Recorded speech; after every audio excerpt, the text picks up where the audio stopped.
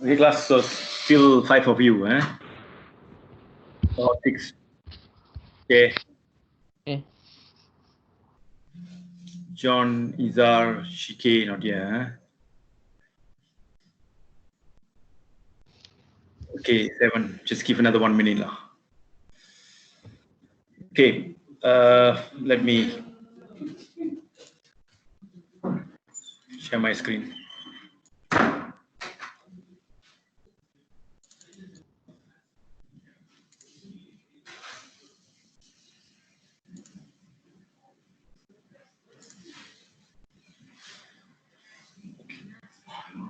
Okay, so hope everyone can see the slide. Eh?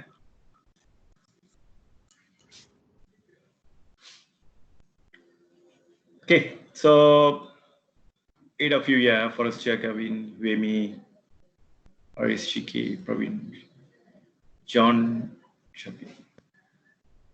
Okay, class. So let's continue today's lesson. Okay. So what we learned so far in the deformation of solid? We learned about Hooke's law. We learned about spring arranged in series parallel. We found when fixed in series, we found that the spring constant drops and easy to extend. Spring constant tells the stiffness of the spring. Okay, that's something we learned. Then we learned something new, two stuff called stress and strain. What is stress? Force over area. Okay, unit Pascal. And what is strain? Strain is extension over the original length. Okay, strain, or the ratio of extension to the original length. Stress causes strain. Okay, the last class we done these 3 questions. Okay, so today's lessons is going to be after this. Okay, after this. Okay, so now we're going to introduce a very important quantity, tensile stress. It's called tensile stress. Causes it to stress due to tension. If you apply a force inward, this is called compressive stress. Okay, compressive stress, tensile stress, compressive stress. Both going to deform the material. Okay, now something new quantity called Young modulus. Okay. Okay. Whenever a material is stressed, it undergoes a strain. Within the proportionality limit, strain is proportional to the stress. Okay. The Young modulus is actually defined as stress to strain. Stress to strain.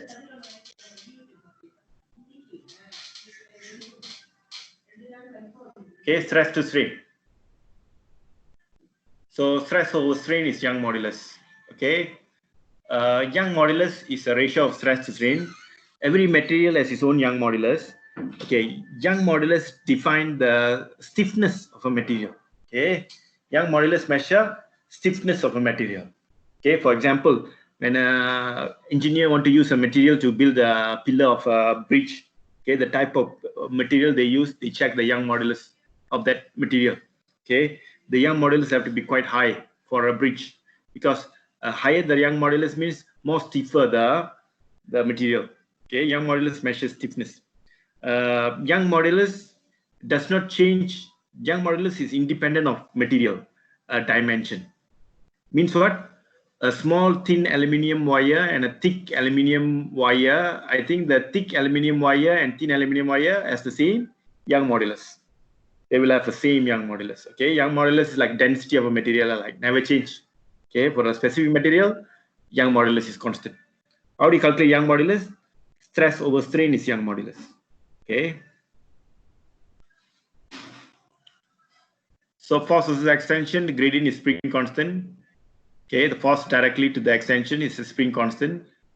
But if you plot stress versus strain, stress to strain, the gradient represents Young modulus. Okay, stress versus strain is gradient is Young modulus. Force versus extension, gradient is spring constant. Okay, why we are comparing these two? Spring constant and Young modulus has some relation. They measure the same property of the material. A Young modulus measure also stiffness, but Young modulus also measures stiffness. But what is the difference between them? Young modulus measures stiffness of a material like aluminium. Okay, spring constant measures stiffness of spring, but spring constant is dependent to the dimension of the spring. Okay, dimension of spring means what? More longer the spring, more smaller the Ka. That means spring constant affected by the dimension, the length. Spring constant affected by the diameter of the spring. Greater the diameter of the spring easy to extend or difficult to extend. Greater the diameter, the spring easy to extend. So K drops. So spring constant is affected by the dimension of the spring. Okay, what length, what area, what thickness of wire you use, all determines the K. But Young modulus is nothing to do with the dimension. Whether the wire is thick or thin, long or short, it keeps the same Young modulus for that particular material, as long as the material is same. Okay. So yeah, Young modulus, that's the main differences like Young modulus and spring constant. Okay, the greater the graph is spring constant, K is force over extension, F over X, Young modulus, gradient of the stress to strain. And yeah, this is a very important expansion. You need to remember. Very commonly, we're going to use this expansion. Okay, so what? E equals to F A extension original length. Okay, original length. This is the very important expansion we're going to use very commonly now after this. Okay. So F is what? The force you applied. L is what? The length of the wire. A is what? Cross-sectional area. X is what? The extension. The extension. Okay, measures the stiffness of a material. We compare the K for different wires. But it's not possible to get a wire of the same length and thickness. We want the quantity that doesn't need to take into account. Yeah. So what we are trying to tell here is K dependent to dimension. Young modulus, because property of a material and it's not affected by the length or area. So that's the main difference between them. Young modulus independent of dimension of the material.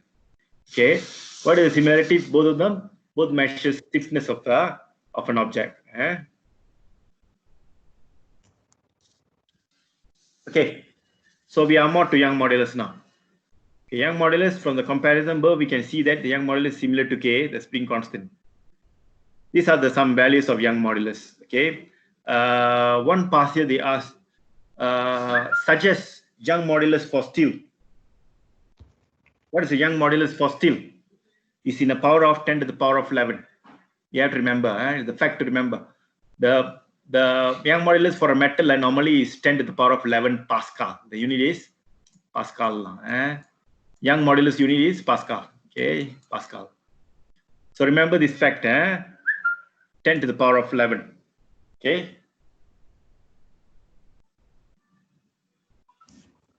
Okay, so let's move on.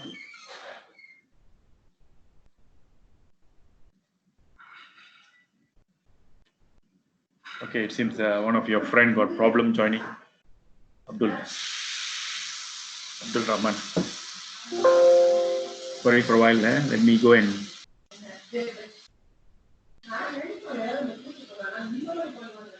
Join. Okay. Sorry, class. Okay. Okay, class. So let's continue. So what you learn something new now? Young modulus is equals to force over area extension original length. Use this formula, get me the answer for this, A and B.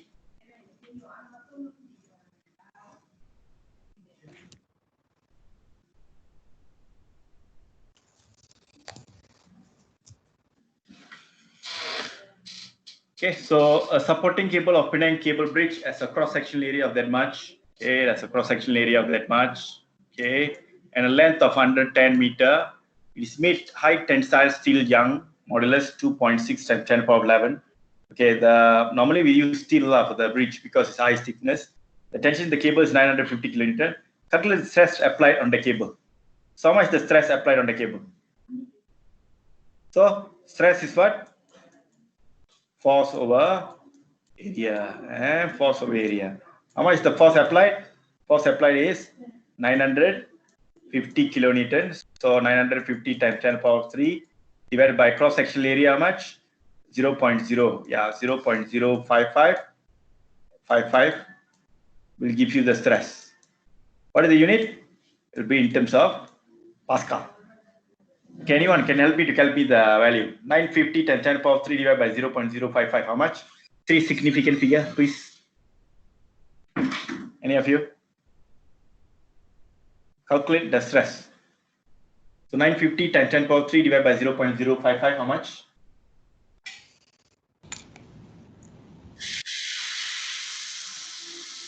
Yeah, anyone? 173 times. Oh, sorry, 173. Yeah. Okay, let me do that. So 173 times 10 power of 5. 5 Pascal. 5 Pascal. Yeah. Yeah, correct. 1.73 times 5 Pascal. Okay, next, the extension of the cable. Extension of the cable. So how do you find the extension of the cable? Young modulus is given. So Young modulus is, yeah. Teacher. Yeah. It's 1.73 times 10 power of 7. Oh, okay. 1.73 times 10 power 7. Okay. So second, find the extension. How do you find the extension? Okay, anyone? I don't understand. Why is there 10 to the power of 3 right there? Oh, it's kilonewtons. Okay. Yeah. Okay. Sorry, I did wrong with this. Okay, so extension E equals to what? E equals to F A extension original length. So you're looking for extension.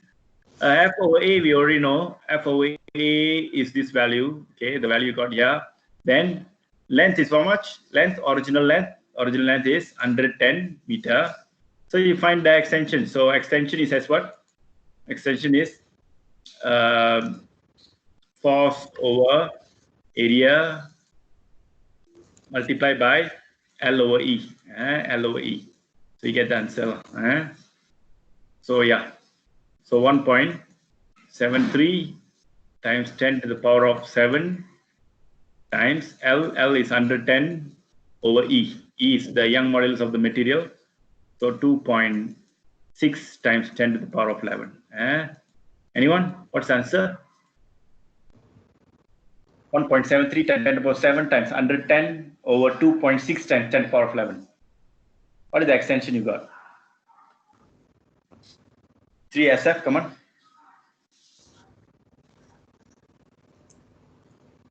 Hang on.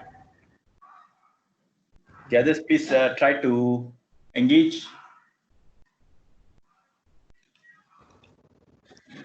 Yeah. 7.32 7.32 times 10 to the power of negative 3. times 10 to the power of negative 3. What is the unit? Meter. It's in meter. Okay. Okay, I think it's a straightforward application. Straightforward application. The first introduction for Young modulus. Stress over strain is Young modulus. Okay. Okay, so yeah. Easy question. Okay, now Cambridge paper 2 in structure. The maximum mark normally come out. One particular question is 4 marks. If a question consists of 4-mark question, means the question is very tricky. Okay, but suddenly 1 year, I think this is a few 6 or 7 years back, just 1 year, one particular year came out one single question in paper 2 with 8 marks. Okay, with 8 marks, only once came out in the entire history of Cambridge for the AS. Okay, what's the question is about? Design an experiment. How do you find Young modulus of a wire? Okay, so the one which we are going to do now. 8 marks question came out once. Okay, now you tell me Let's say a wire given to you. You are given a wire. You need to calculate the Young modulus. What are the measurements you calculate to find the Young modulus? What measurement do you calculate? Anyone? So, as usual, go back to the formula, right? Young modulus is what? Force, original area, extension. So get a Young modulus. What are the measurements you need to take? You need to measure the original length. You need to measure the what? Force you applied down. And you measure the cross-sectional area of the wire. The fourth, you measure the extension. Okay. Okay, now tell me, to measure the length, what instrument do you use? To measure the length, you use ruler. You use a ruler which has a vernier scale. We can have a vernier scale. Later I show you. We use a vernier scale. Force. What instrument do you use to measure the force? Anyone? How do you measure the force you apply to the wire? Which instrument? You can use a Newton meter, or you can use a slotted mass. You can use a slotted mass and check the weight of the mass. We can use a slotted mass to measure the force. Area, what instrument do you use? Anyone? Area for wire. Use a micrometer screw gauge. Use micrometer screw gauge. Extension, again we use a vernier scale. We use a vernier scale. We use a vernier scale. So these are the instrument you use. Okay. So what do? You hang a wire. You just extend with the force. You find the original length. You find the extension. You find the diameter. Therefore, you can work out the area. Then you can find Young modulus. Okay. But of course, science what? Science. Young modulus. The best step. What do you call it? The best way of finding the Young modulus is, in this case, is plotting a graph. Plotting a graph is the best method to use to get average value. Okay, what type of graph you plot? What versus what you plot to get a Young modulus? Anyone? What versus what you can plot to get a Young modulus? What versus what gradient is Young modulus? Force over extension. So you can draw force versus, you can go for force versus extension you want, but the gradient won't be Young modulus, but we have to adjust something. Okay, you can plot force versus extension. So when you do this experiment, you need to vary the force. Force need to be manipulated. Force must be manipulated. Then what do? You find the extension. So you can get a lot of sets of reading. Okay. Then after you get a lot of sets of reading, you plot the graph, you get the gradient. Okay. So after you get your gradient, how you find the Young modulus? So it's mathematical, right? More to mathematical. Force, length over area extension is Young modulus, but force over extension is the gradient. So therefore the equation becomes gradient times L over A. Yes. So E equals what? E equals to the gradient multiplied by length over area will give you the Young modulus. Okay, this is the technique you're supposed to use. Okay, you can't simply say just get one value of fxla and just substitute in the formula, find the Young modulus. You get 0 mark. Okay, you get 0 mark. Don't ever do that. You have to say that. Change the force, get the new extension, plot force versus extension, get the gradient. So Young modulus is gradient times L over A. You get a full mark, 8 mark. Okay, but a lot of description you need to explain here. Okay, in terms of accuracy. Okay, tell me, out of this 4 reading, you are measuring, you're measuring force, you're measuring length, you're measuring cross-sectional area, you're measuring extension. This 4 reading. Okay, tell me, which reading going to give the greatest percentage uncertainty in the Young modulus calculation? Which going to give the greatest percentage uncertainty for the Young modulus calculation? Okay, recall back your measurement techniques knowledge. Changes of E over E will be what? The area, I put it in diameter because the measurement is diameter. Let me change the formula. E equals to F, what? L. The area I changed diameter, P, pi or what? pi d over 2 squared. I put d over 2 squared and x extension. Okay. To answer the question, which yield the biggest percentage uncertainty, can you write the uncertainty formula for E? Changes of E over E equals to what? Changes of F over F plus changes of L over L plus then diameter d squared and all. So it will be what?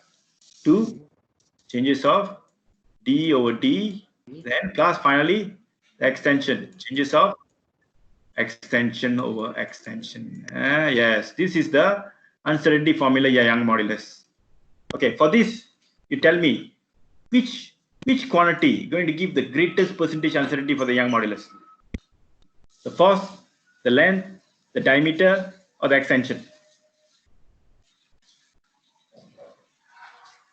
You see, the smaller the reading, the smaller the measurement, the greater the percentage uncertainty. Right? The smaller the reading, the smaller the value. Let's say the smaller the L, going to yield a big percentage uncertainty. Right? Changes of L over L. If L is very small, okay, then the changes of L over L are going to be big, right? So the value become very small. The value small, more greater the percentage uncertainty. Tell me, force, length, diameter, x, which going to be very small reading? Which is going to be very small reading? X. Very good. X, extension, very difficult to extend a long wire. Okay, extension is one of them, but the worst is diameter. Diameter is the number one. Okay, culprit. Diameter, we use a thin wire, very thin wire, so D going to be very small. Although you use micrometer screw gauge, still the changes of D over D, but it's times 2 some more, you know. It's times 2 some more. So I think the percentage uncertainty for the diameter going to yield the greatest percentage uncertainty for the Young modulus. The number one culprit which create the greatest uncertainty for the Young modulus is the diameter. Because of what? The D is small. Second reason is times 2. It's times 2. That's why it's greatest percentage uncertainty. So number one is the diameter. So far we found. Okay. Number two is extension. No doubt about that. Extension. Okay.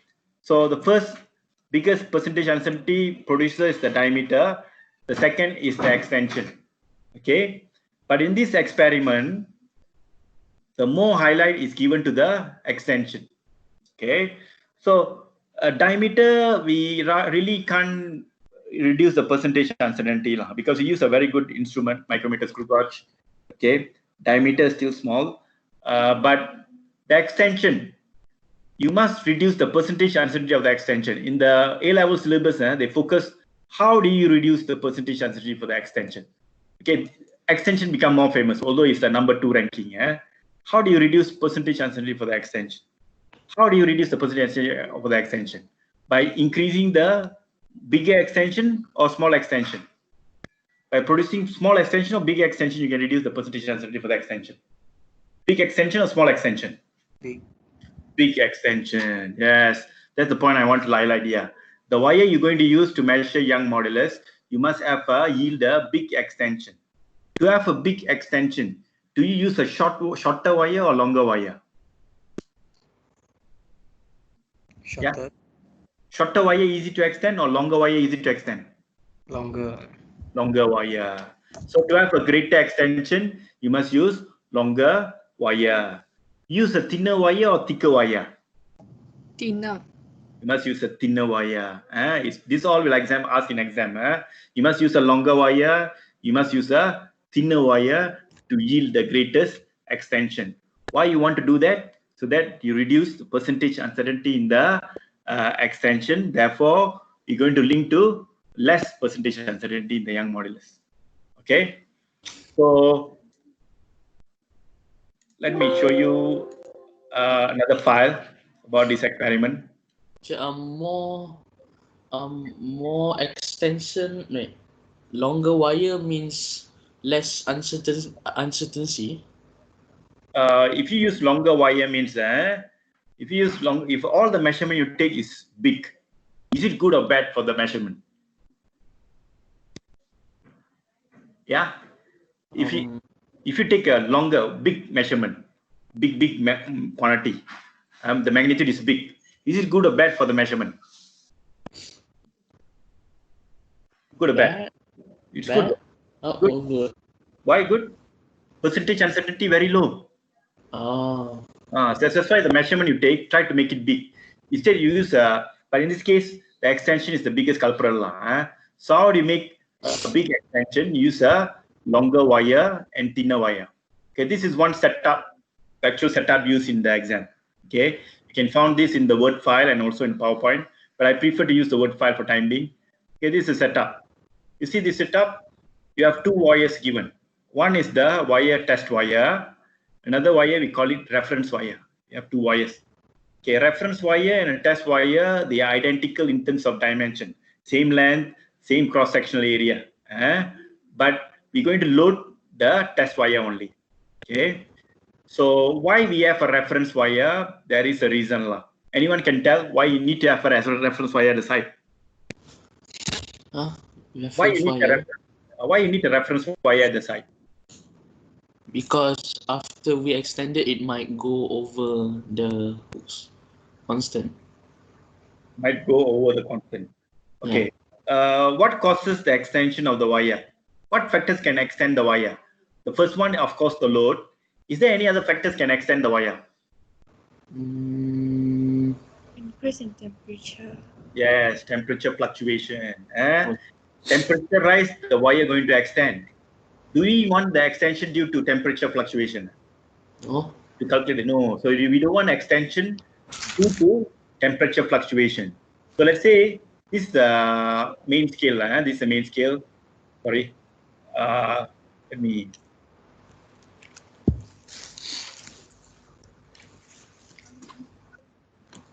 Sorry for a while.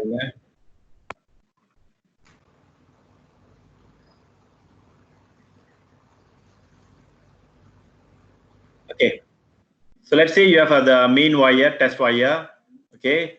So you apply the force. Due to force, let's say it extends 2 mm. Okay, it extends 2 mm. Okay. Let's say due to temperature, let's say it extends 1 mm. Okay. There is another one source of extension due to yielding.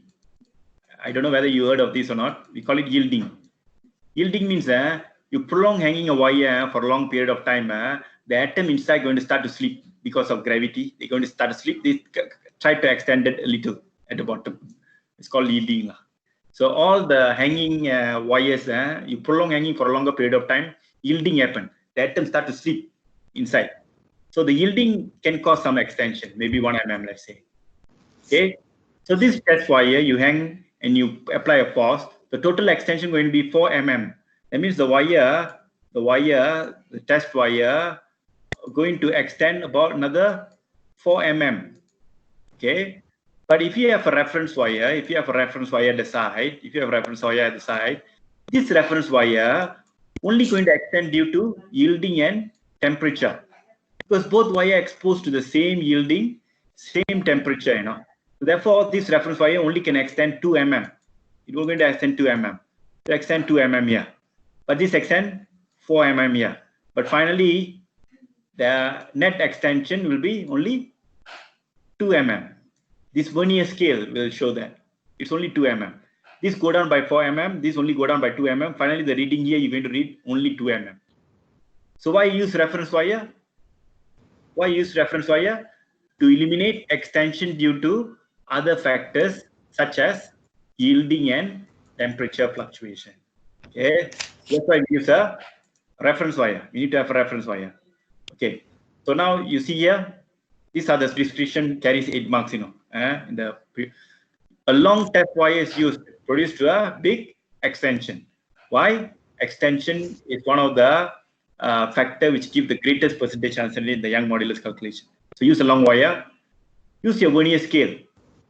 Instead, use a ruler. Use a vernier scale. This is a vernier scale to be used. So that why vernier scale? Ruler gives you 0.1 cm of reading. Vernier scale gives you 0.01 cm. So more precise. So we use a vernier scale so that extension can be measured more precisely. So percentage uncertainty can be reduced again. Okay, use a reference wire. Why use a reference wire? To eliminate inaccuracy which results due to temperature fluctuation or due to yielding. Just now I told you what is meant by yielding.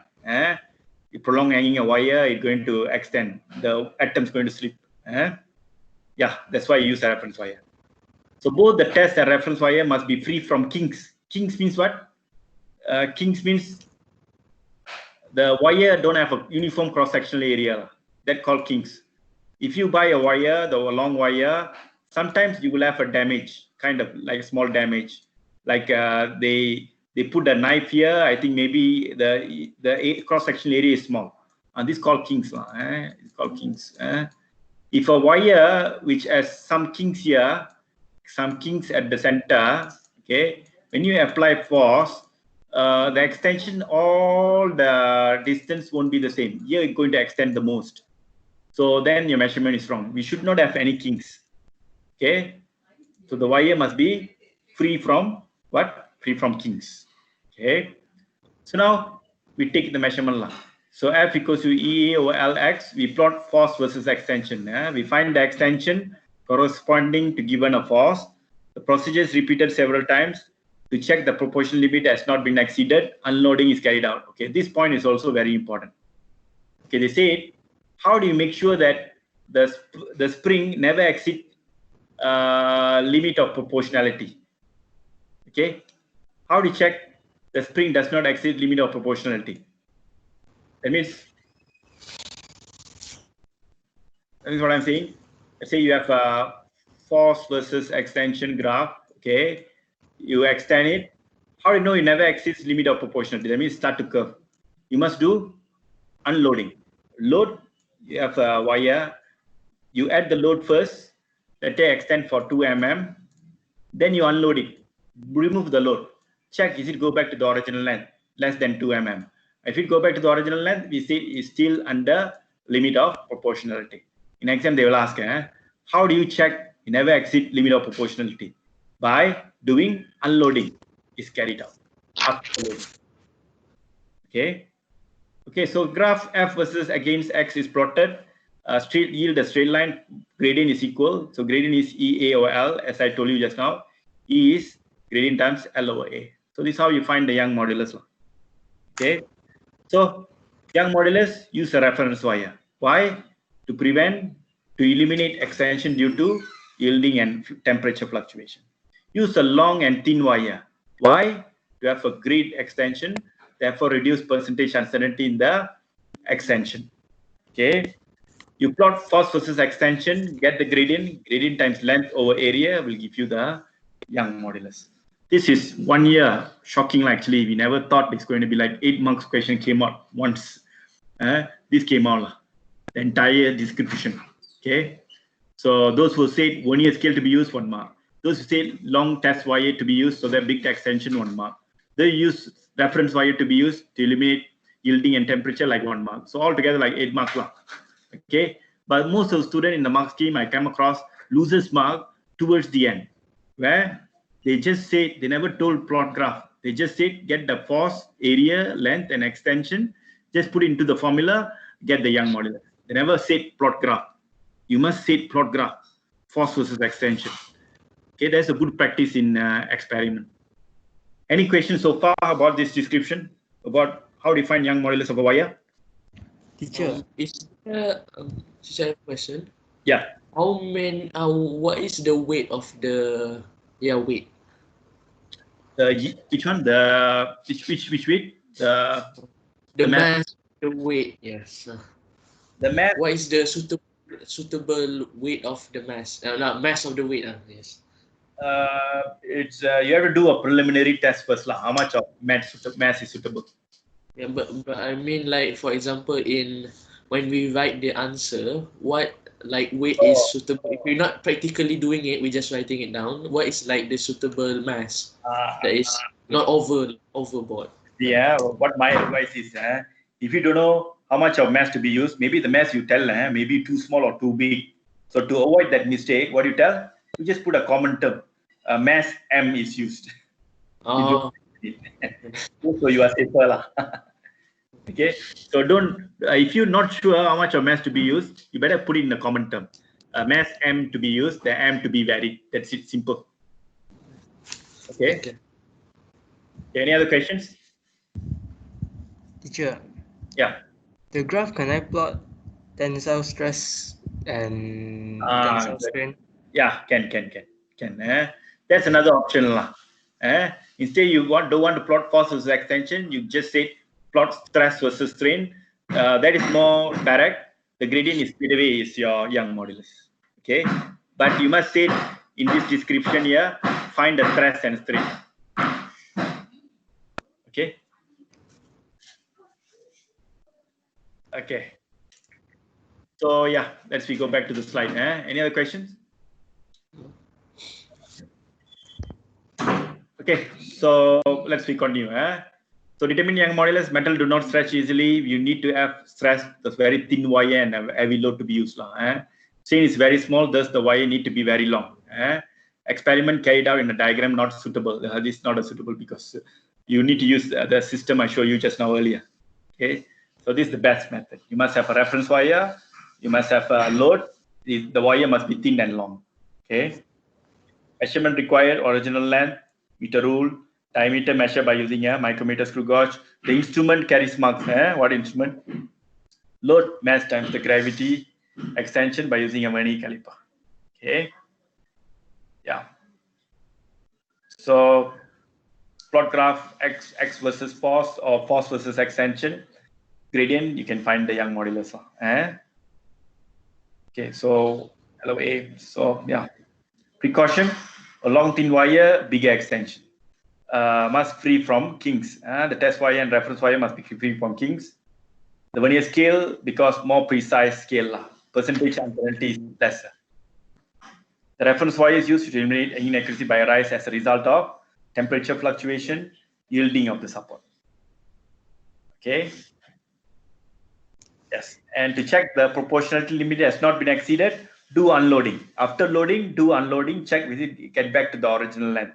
If we get back, then it's never exceed the limit of proportionality. Okay, so this is a very important experiment. Came out once. I think it's very important. Okay, so stress versus strain. You load, it goes up. When you do unloading, go down. We know that. And a material exhibits elastic behavior, the deformation produced caused by the force load total disappears after removing the force, and it will return to the original shape. Yeah. What is meant by elastic behavior, elastic deformation? You extend it, it takes this path. When you unload it, you go back to the same path. It follows the same path. Okay. What happens when you stretch the material further? Okay, now let's say you stretch the material further, more than the elastic limit. How the graph going to change? That's what our discussion now. What happened when we remove the further force stretching? Okay, so that's our discussion now. Elastic limit and proportionality limit. Greatest test can be applied to a material without causing a permanent deformation. Difference between limit of proportionality and elastic limit. What is the difference between limit of proportionality and elastic limit? Elastic limit is a factor you learn in your O levels. Okay, last time Hooke's law defined by using that. Hooke's law is what? Extension over proportional to the force as long as never exceeds elastic limit. Now A levels is wrong. A level you must say extension proportional to the force as long as never exceeds limit of proportionality. Okay, now what is the difference between them? Okay, when the limit of proportionality extension is proportional, if you within the limit of proportionality, the system obeys Hooke's law. Okay, elastic limit is what? Below the elastic limit, the system still can get back to the original length, but not necessarily obeys Hooke's law. Okay, not obeys Hooke's law. That means, okay, before I go to this graph, okay, yeah. Let me show you here. Let me show on top. Let's say you have graph, a straight line, the tip of the straight line region is limit of proportionality. Okay, limit of proportionality. After that, when you give more force, the graph start to curve little. Okay, sorry, the line is just occurring. Yeah, sorry. So straight line and start to curve. The tip of the curve here is called limit of proportionality. Elastic limit. This will be elastic limit. When you achieve elastic limit point, the graph is already start to curve a little. When you start to curve a little, this is force versus extension. Force versus extension. So when the graph start to curve a little, it does not obey Hooke's law anymore. Hooke's law means it must be a straight line. Okay, the tip of the straight line is limit of proportionality. Okay, when you start to curve a little, you get elastic limit. Okay, up to elastic limit, if you remove the force, the object still get back to the original length, but never obeys Hooke's law. That's called elastic limit. Okay, so what is the difference between limit of proportionality and elastic limit? Limit of proportionality obeys Hooke's law. Elastic limit not obeys Hooke's law. What is the similarity between them? Both are still under elastic deformation. Both are still under elastic deformation. That means what? After force removed, they can go back to the original length. Okay, so that's the differences between limit of proportionality and elastic limit. Any questions so far? Elastic limit and limit of proportionality? Okay, no question. Okay, so if you take a wire, you extend it, you apply force until it breaking. They found that the wire experienced two types of deformation: elastic deformation, plastic deformation. Okay, so the cutting point between the border between elastic deformation and plastic deformation is the elastic limit. Before elastic limit is elastic deformation. After elastic limit is the material experiencing plastic deformation. Okay, plastic deformation. Prior to the elastic limit, the material will deform elastically and will return to its original shape. When the applied stress is removed, elastic deformation. Once the elastic limit is passed, the material will deform plastically and the deformation will be permanent. In other words, if you reach the plastic deformation already, like a wire, you extend it up to plastic deformation, when you let it go, it won't go back to the original length. You already spoiled the material. The internal structure already has been altered. Okay, it's called plastic deformation. Okay, so yeah. So when plastic deformation happens, after elastic limit. Yeah, after elastic limit, you have plastic deformation. Teacher, I have a question. Yeah. That means that after elastic limit, it will have plastic deformation. Yeah. After limit of proportionality? Okay. After limit of proportionality and elastic limit, you will exhibit still elastic deformation. That means after limit of proportionality and between limit of proportionality and elastic limit, let's say somewhere here, you let go the wire will get back to original length, but never obeys Hooke's law. Oh, okay. Okay. Okay. So that Yeah. means it's not proportional anymore, but it still will go back to its original shape. Yeah, you definitely go back to original length. Okay. But after elastic limit, plastic deformation means it won't go back to the original length. It will have a permanent deformation. Okay. Okay. So a lot of differences between elastic and plastic deformations you have to know. Okay. These are the differences between elastic and plastic deformation. You need to memorize this. The most important difference between them is the last point. If there are one differences, if they ask in exam, I prefer you tell me the last point. You see the last point. In elastic deformation, all energy is recovered after the force is removed. Okay, what is meant by all energy recovered? Let's say force versus extension. Okay, you go up to elastic limit. Yeah, elastic limit. Let's say, what is the energy stored in the material? The area and the graph, right? This is the energy stored in the material, and the energy stored. Okay. Okay. When you let it go, what happened? When you let it go, the wire will return back. It will return back. It go the same path. It will take the same path and return back. The area and the graph is again we call energy recovered. It's called energy recovered. You get back the energy by how? Like say you have a sphere. You're going to you're going to launch a sphere by using a elastic cord. Okay, you extend the elastic cord, you did 10 joule of work. That is the energy stored. When you let it go, all the energy will be recovered in form of kinetic energy of the sphere. So whatever energy you stored in the elastic deformation, all energy will be recovered. That's the main identical point of main point of elastic deformation. Okay, but if you go to plastic deformation, some energy stored as strain energy after the force is removed. Some energy not recovered. Okay, some energy is not recovered. For example, if I draw the graph here, force versus extension. Okay, let's say you go beyond limit of proportionality somewhere here. You already passed the limit of proportionality. Okay, when you let it go, it take alternative path, come back like this. Okay, it take alternative path. So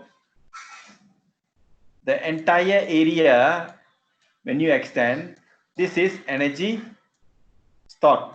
This is the energy stored. Okay, so which energy you recovered? This area. When you let it go, it comes this path, right? This is the area you recovered. This is the energy recovered back. This is recovered. Okay. That means the area between the two border, this area is the energy trapped inside the material, still inside the material, because it has a permanent extension. So if plastic deformation means not all energy you stored will be recovered, partially will be trapped inside the material. That's the main difference between elastic deformation and plastic deformation. All energy is recovered after the force is removed, elastic deformation. Some energy recovered, some energy stored as a strain energy after the force is removed. Okay, that's the main differences. The graph we will be doing in depth the next slide. Okay, second, we move from the bottom. Does not change the internal structure. Yeah, elastic deformation does not change the internal structure. Doesn't varies the arrangement of the atom. Okay, but plastic behavior means the internal structure already is changed. The atom already slipped. They already make a new arrangement already. Okay. Third, elastic deformation might obey Hooke's law except for polymer obey Hooke's law until limit of proportionality plastic behavior does not obey Hooke's law. Another important thing, elastic deformation. The second important differences, return to original length after the force is removed. Plastic deformation does not return to the original length. After the first point, the energy differences, I prefer you tell this one. Return to original length does not return to original length. If they ask two differences. Then third, elastic deformation happens less than elastic limit. Plastic deformation happens more than elastic limit. Okay, so this is the main qualitative differences between elastic deformation and plastic deformation. Okay, any question from this slide? Okay, understand? So this is a fact to remember. Elastic deformation, plastic deformation. Elastic deformation, all energy is recovered. Plastic deformation, some energy is still stored. Elastic deformation, return to original length. Plastic deformation does not return to original length. Okay, that's the main two differences you have to know. Okay. So now, after elastic and plastic behavior, they start to divide materials into three different types of material. The main one is ductile and brittle material. Okay, I believe indirectly you have learned these terms before. Do you heard about these terms before? This is the material terms mechanical material science they use ductile, brittle. Okay, aluminium. What do you call aluminium? All metals aluminium, gold, silver, all of them ductile or brittle. Anyone? So all of them are ductile. Okay, ductile. So what is meant by ductile? Okay, so that's what we're going to do here.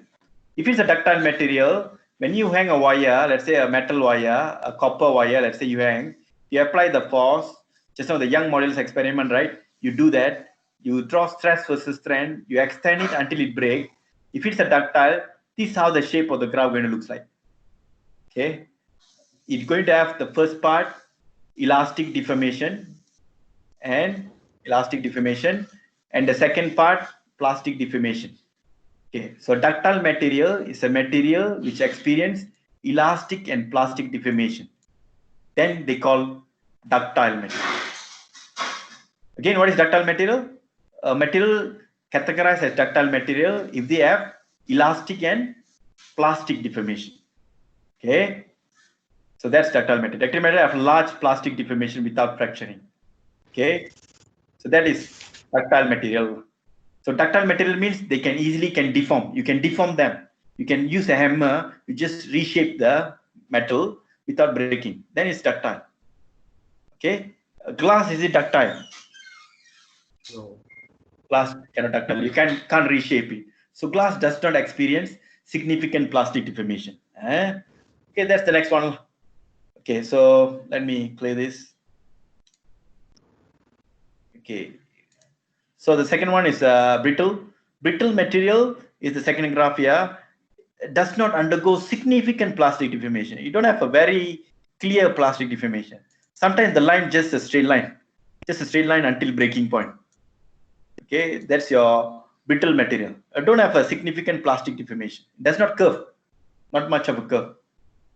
Okay, okay. So no necking prior to fracture. What is meant by necking? Necking means if you have a wire, you apply a force. When it's about to break, you can see the wire. There'll be a one part get thinner. One area will get thinner. The cross-sectional area will get thinner. You can see that clearly before breaks. And this is called necking. Necking only happens for ductile material. Only ductile material shows necking. If you take a glass sheet, a long glass sheet, and you apply a force, let's say it's about to shatter. Can you see the necking happen? Can you see the glass sheet get thinner at the center and never one? You see, just it's perfectly become the same thickness. It just shattered immediately, so you can't see the necking. That's another character of brittle material. No necking prior fracture, no significant plastic deformation. That's brittle. Okay, bone brittle or ductile? Bone brittle or ductile? Brittle. Brittle. Bone is brittle, so cannot deform. Okay, it can't deform. Brittle material. So glass is brittle. All metals categorized as ductile. Okay, alloys, everything's are ductile. Okay, good. Diamond brittle or ductile? Brittle. Brittle, brittle. Of course, cannot break. Okay. So our focus is the ductile material. Just another 1 minute to go. Ductile material. These are a few points you need to remember. The point A is your limit of proportionality. Your point B is elastic limit. It's elastic limit. Okay.